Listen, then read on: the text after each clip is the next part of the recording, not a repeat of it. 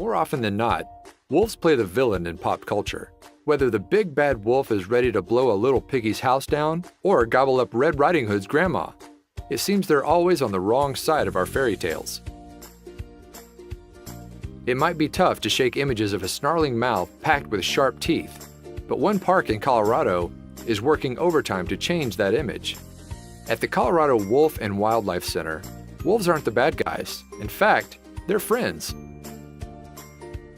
Despite its good intentions, however, the park is definitely raising eyebrows, and it's not hard to understand why.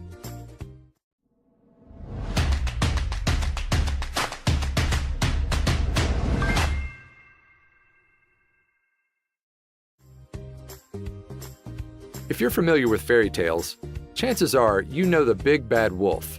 He's the one who gobbles up little old ladies, blows down houses, and bares his teeth to unsuspecting woodsmen. With their characteristic snarls and howls, it's not hard to see why they're portrayed as such vicious animals. But wolves aren't really looking to cause trouble.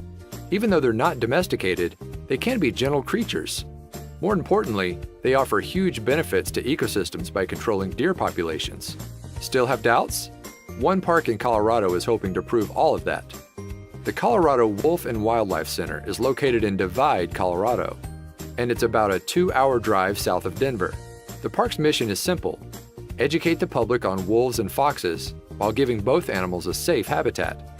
There you can get up close and personal with wolves. Very up close, in fact. The park opened in 1993 when its founder Darlene Copable of Lake George, Colorado, rescued a wolf dog named Chinook. The species was a controversial one. About 250,000 are born in America every year, and nearly 80% are given up or euthanized before the age of 3 because their owners can't properly care for them. For a decade, Darlene's wolf dog rescue fielded up to 15 calls per day from people wanting to give up their hybrids. Eventually, she wanted to move from rescuing to educating people about wolves and wolf dogs, which would hopefully save more of them in the long run. Thus, with a lot of hard work, the Colorado Wolf and Wildlife Center, CWWC, was born. At the CWWC, you can find just about any wolf species you can imagine, from a gray-furred timber wolf to the snow-white Arctic wolf. The center even helps Southwest native Mexican gray wolves. That's a lot of wolves.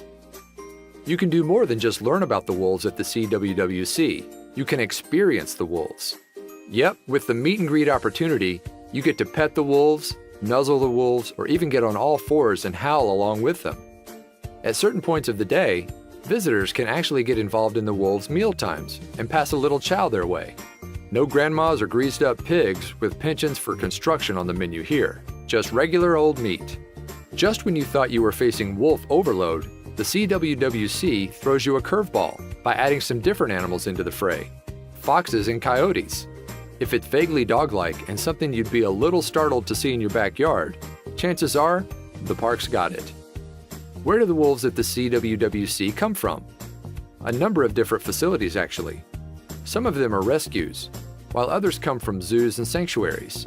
No matter where they're from, though, the wolves living at the CWWC wouldn't be able to fend for themselves in the wild.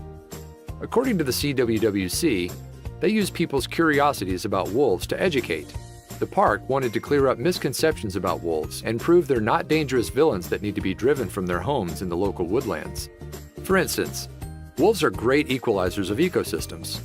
Primarily, they feed on large, hoofed animals like deer, elk, and moose. By hunting, killing, and eating the weakest of these species, wolves not only control the populations, preserving resources for them, but also ensure that those who avoid a wolf's dinner plate are healthy and fit. And wolves eat a lot.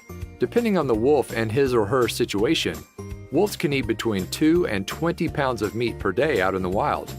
Just imagine cooking a few steaks on the grill for a family barbecue. Now cook 10 more and you'd have enough meat to feed a hungry wolf. Luckily, the Colorado Wolf and Wildlife Center has the space and resources to provide for so many wolves. On the park's premises, there's a 2,000 square foot barn that can hold 5,000 pounds of meat. Now that's something to howl about. For the most realistic wolf experience, the CWWC also offers a full moon tour, which is exactly as it sounds. Once a month, on the full moon, The CWWC brings a few guests out on a tour, where everyone howls at the moon with the wolves after a few drinks. Just don't bring your werewolf friends. The Colorado Wolf and Wildlife Center definitely offers a unique experience you can't find anywhere else. Still, people are skeptical about getting so close to wolves. Maybe this is just the place for you. Share this story with your friends below.